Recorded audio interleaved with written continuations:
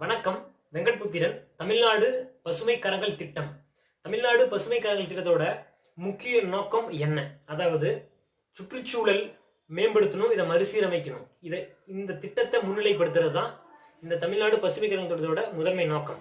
அதாவது பொதுவாக பள்ளிக்கூடங்கள், கல்லூரிகள், இளைஞர்கள் அதிகமாக வசிக்கக்கூடிய பகுதிகளை, அந்த சுற்றுப்புற சூழலை மேம்படுத்துறது, கடற்கரையோட வளாகங்கள் தூய்மைப்படுத்துறது, கடலாமை பாதுகாப்பு, வன உயிரினங்கள் கணக்கெடுப்புல பங்கு கொள்றது. ஸோ இந்த மாதிரியான பிளாஸ்டிக் ஃப்ரீ ஜோன், அதாவது பொது இடங்கள், பொதுமக்கள் அதிகமாக கூடக்கூடிய ஒரு முக்கியத்துவம் வாய்ந்த ஒரு இடங்கள்ல பிளாஸ்டிக் கழிவுகளை அகற்றம் செய்யறது. இந்த சீமை கருவேலம் தேவையில்லாத இந்த அந்திய மரம் ஆக்கிரமிப்பை அகற்றுறது. ஸோ இந்த திட்டத்தோட முதன்மை நோக்கமாக இருக்கக்கூடியது. ஸோ இந்த மாதிரி சுற்றுச்சூழலை மேம்படுத்துவதையும் மறுசீரமைப்பதிலையும் தன்னார்வலர்களை முன்னிலைப்படுத்தணும், இதில் அவங்களையும் பங்கு கொள்ள வைக்கணுங்கிறது தமிழ்நாடு பசுமை கரங்கள் திட்டத்தின் முதன்மை நோக்கம். அரியணும்